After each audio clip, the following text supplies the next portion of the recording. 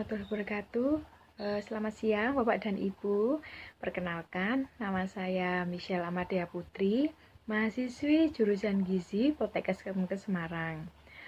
Pada kesempatan hari ini, saya akan melakukan penyuluhan dengan tema Dewasa Sehat dengan Isi Piringku.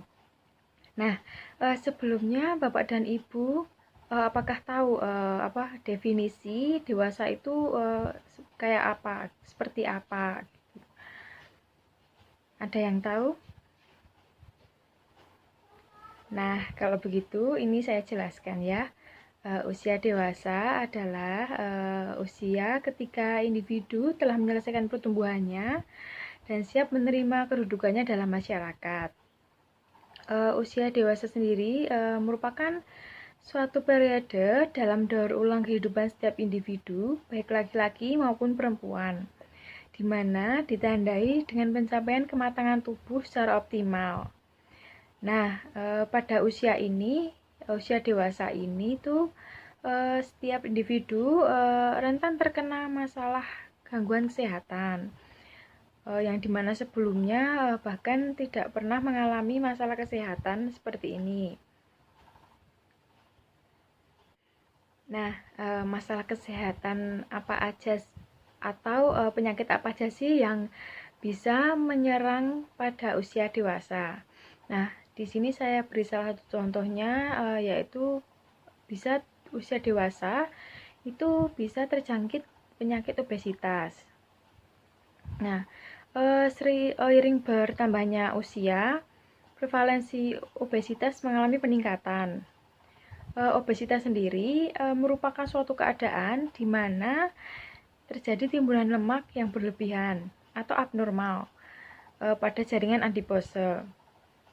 Secara fisiologisnya, obesitas didefinisikan sebagai suatu keadaan dengan akumulasi lemak yang tidak normal atau berlebihan di dalam tubuh. Obesitas ini telah menjadi salah satu masalah kesehatan di negara Indonesia ini. Jumlahnya di negara ini juga cukup banyak. Nah, selain obesitas tadi, ada juga contoh penyakit hipertensi yang bisa menyerang pada usia dewasa. Hipertensi atau biasa dikenal dengan nama tekanan darah tinggi merupakan peningkatan tekanan darah sistolik lebih dari 140 mmHg. Nah, tekanan darah tinggi ini merupakan suatu keadaan di mana tekanan darah di atas batas normal yang seharusnya. Nah, selain penyakit obesitas dan hipertensi tadi, ada juga penyakit diabetes. Nah, diabetes ini biasa juga disebut dengan the silent killer. Kenapa disebut dengan the silent killer? Karena penyakit ini merupakan salah satu penyebab kematian utama di Indonesia. Diabetes ini menyebabkan 1,5 juta kematian pada tahun 2012. Diabetes ini merupakan gula darah yang lebih tinggi dari batas maksimum yang seharusnya. Nah, dari contoh 3 penyakit atau masalah gizi tadi pada usia dewasa pasti tidak asing ya di telinga Bapak dan Ibu, karena mungkin salah satunya sudah banyak terjadi atau sering terjadi di masyarakat kita. Lalu ada juga faktor penyebab dari masalah gizi yang terjadi pada usia dewasa. Nah, salah satu faktor penyebabnya itu ada usia itu sendiri. Kenapa? Karena semakin bertambahnya usia, maka akan semakin meningkat pula kebutuhan zat tenaga bagi tubuh. Zat tenaga sendiri diperlukan untuk membantu tubuh melakukan beragam aktivitas. Namun, terkadang zat tenaga akan berkurang saat usia mencapai 40 tahun ke atas. Kebutuhan energi perharinya untuk pemeliharaan dan metabolisme sel-sel tubuh berkurang atau mengalami penurunan sebanyak 4% setiap 10 tahunnya. Usia juga sering dikaitkan dengan kejadian hipertensi karena dengan bertambahnya usia, elastisitas pada pembuluh darah arteri semakin berkurang. Hal ini disebabkan karena adanya penumpukan kolagen dan hipertrofi sel otot halus yang tipis. Nah, faktor penyebab masalah gizi yang lainnya ada jenis kelamin. Jenis kelamin dan sikap seseorang terhadap kesehatan mempengaruhi untuk memilih gaya hidup sehat. Jenis kelamin merupakan faktor predisposing atau faktor pemungkin seseorang untuk berperilaku. Biasanya wanita lebih memiliki pengetahuan tentang makanan yang bergizi dan lebih menunjukkan perhatian yang besar terhadap penurunan berat badan, keamanan makanan, dan kesehatan. Hal ini disebabkan karena secara sosial di dalam budaya memandang bahwa wanita kurang layak apabila mengonsumsi makanan dalam jumlah yang besar. Lalu faktor masalah gizi selanjutnya ada pendidikan juga. Faktor pendidikan berhubungan dengan tingkat pengetahuan dan pemahaman seseorang dalam perilaku sehari-hari mengenai bahan makanan dan pemenuhan status gizi masing-masing individu. Pengetahuan atau kognitif memiliki utama dalam membentuk tindakan seseorang. Biasanya pengetahuan yang baik jika tidak didukung oleh sikap dan perilaku yang baik tidak membuat perilaku gizi yang baik juga. Lalu selanjutnya ada pendapatan atau status sosial ekonomi. Nah, pilihan seseorang terhadap jenis dan kualitas makanan yang dibeli juga merupakan pengaruh dari status sosial ekonomi. Seperti masyarakat kelas menengah ke bawah memiliki pola makan yang berbeda. Mereka cenderung lebih memilih sayuran dan buah yang tidak mahal sesuai dengan pendapatan keluarga mereka. Akan tetapi masyarakat ekonomi kelas atas memilih untuk mengonsumsi makanan dengan kualitas yang lebih baik. Perbedaan pola makan juga terjadi pada masyarakat yang tinggal di kota dan di desa. Rata-rata masyarakat yang tinggal di kota memilih untuk mengonsumsi makanan cepat saji atau fast food karena kecepatan penyajiannya dan mudah dikonsumsi. Sedangkan masyarakat yang tinggal di daerah pedesaan cenderung untuk mengonsumsi makanan yang berasal dari kebun atau hasil tanam sendiri. Nah, hal ini menunjukkan bahwa pendapatan memiliki peran dalam pemilihan pola makan yang sehat. Nah, sebelum saya lanjutkan sampai sini, apakah Bapak dan Ibu ada pertanyaan? Atau boleh kita sharing atau berbagi pendapat. Silahkan, boleh ada yang bertanya atau sharing. Nah, kalau tidak ada, saya lanjutkan ya. Lalu, faktor penyebab masalah gizi yang selanjutnya, yaitu ada sosial budaya. Sosial budaya mempengaruhi ya pilihan seseorang untuk menentukan makanan apa yang harus dikonsumsi. Beberapa dari 12 daerah di Indonesia memiliki pola makan yang berbeda-beda. Seperti contohnya masyarakat Jawa lebih memilih untuk mengonsumsi nasi sebagai pilihan menu utama untuk pola makan sehari-hari dibandingkan dengan kentang, sagu, atau jagung. Sedangkan masyarakat di Papua sendiri memilih untuk memakan sagu. Hal ini dikarenakan nilai-nilai yang terkandung dalam budaya masyarakatnya. Sebenarnya tidak hanya di Indonesia saja, akan tetapi di belahan dunia lain juga memiliki pola makan yang berbeda. Seperti di Italia, orang terbiasa dengan makan pasta. Di Eropa, orang terbiasa sarapan atau makan makanan berbahan dasar gandum, misalnya seperti roti gitu. Sedangkan orang Asia sendiri, orang Indonesia memilih nasi untuk menjadi pilihan makanan utama atau makanan pokok sehari-hari. Lalu faktor penyebab masalah gizi yang terakhir ada perilaku makan. Perilaku makan merupakan suatu wujud tindakan seseorang dalam memilih dan mengonsumsi makanan yang terbentuk melalui pengetahuan dan sikap. Jika keadaan ini terus-menerus berlangsung, maka akan menjadi kebiasaan makan dan akan membentuk atau merubah pola makan. Perilaku makan yang tidak seimbang akan mengakibatkan masalah gizi. Nah, selain faktor penyebab masalah gizi tadi, ada juga dampaknya pada masalah gizi. Lalu selain faktor penyebab masalah gizi tadi, ada juga dampak yang disebabkan oleh masalah gizi tadi, yaitu dampak salah satunya ada morbiditas. Morbiditas adalah kondisi seseorang dikatakan sakit apabila keluhan kesehatan yang dirasakan menyebabkan terganggunya aktivitas sehari-hari. Contohnya aktivitas sehari-hari yaitu misalnya tidak dapat bekerja, mengurus rumah tangga, atau kegiatan normal sebagaimana biasanya. Semakin tinggi morbiditas menunjukkan derajat kesehatan penduduk yang semakin buruk. Lalu dampak masalah gizi selanjutnya ada mortalitas. Mortalitas adalah ukuran jumlah kematian pada suatu populasi dalam skala yang besar.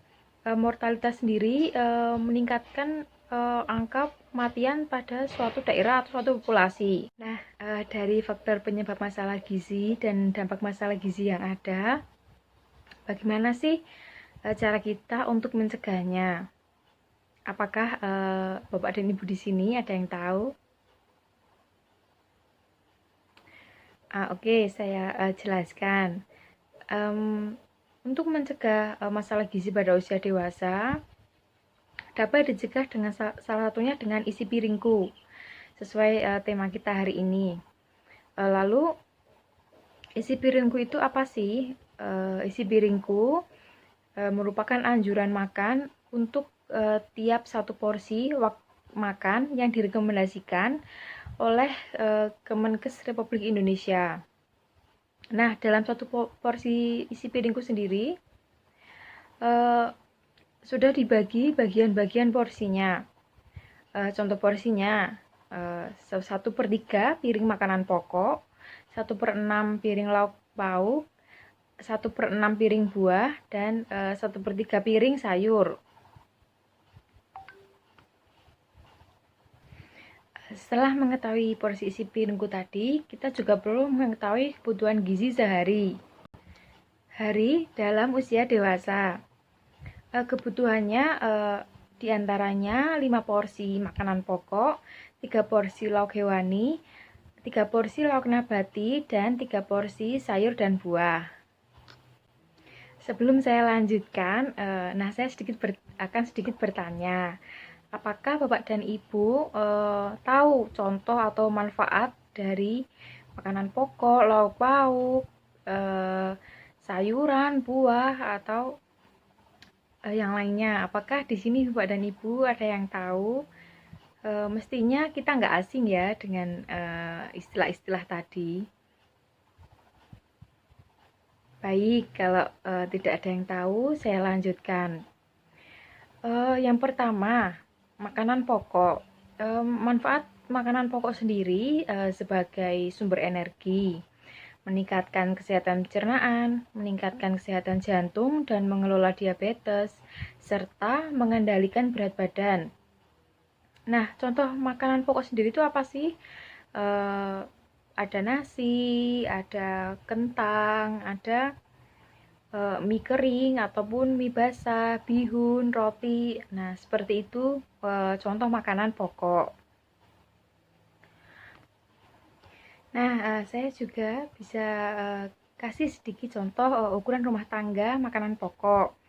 Nah, ada beberapa contohnya, misalnya 3 centong nasi itu sama dengan 150 gram. Lalu ada juga 3 buah kentang berukuran sedang, yaitu ukurannya sama dengan 300 gram. Lalu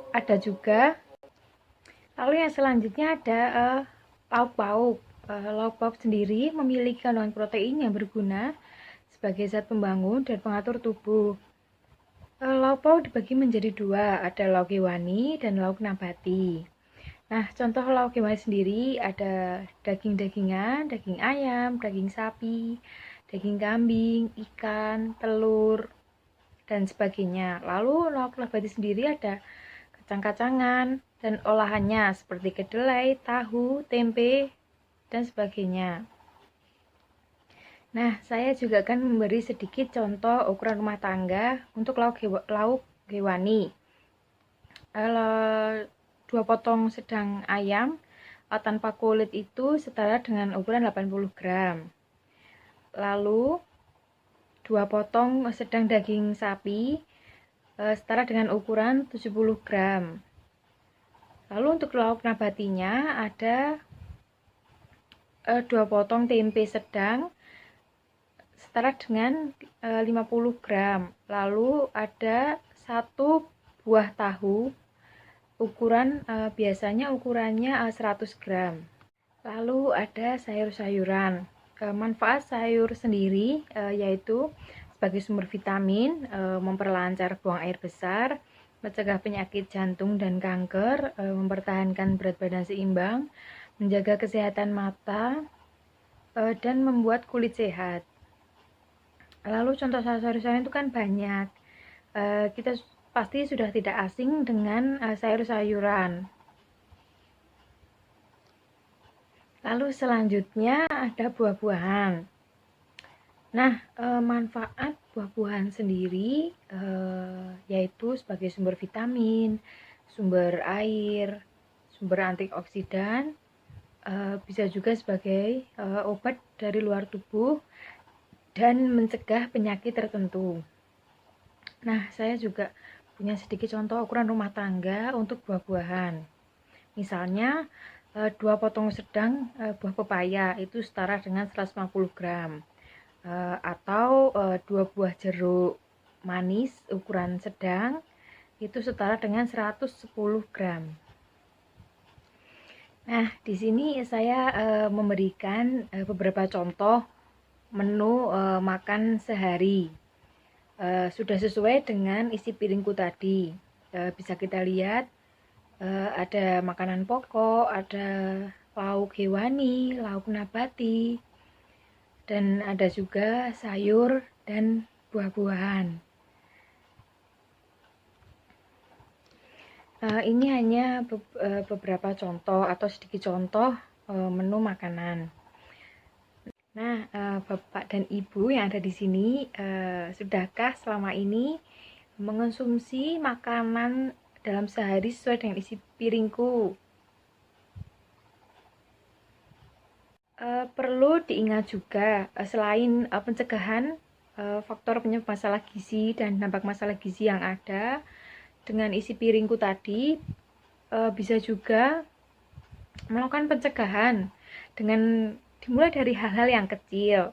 Contohnya minum air putih minimal 8 gelas per harinya, atau cuci tangan menggunakan sabun sebelum dan sesudah beraktivitas. Lalu jangan lupa juga untuk menjaga berat badan, dan bisa juga jangan lupa sehari untuk aktivitas fisik seperti bersepeda atau jalan santai minimal 30 menit per harinya. Jika Bapak dan Ibu sudah jelas dengan penjelasan saya, maka saya akhiri penyuluhan pada hari ini. Terima kasih kepada Bapak dan Ibu yang sudah meluangkan waktunya dan perhatiannya untuk mendengarkan penyuluhan saya. Semoga apa yang saya sampaikan pada hari ini bermanfaat dan bisa menambah pengetahuan Bapak dan Ibu tentang pola makan yang sehat. Selamat siang. Wassalamualaikum warahmatullahi wabarakatuh.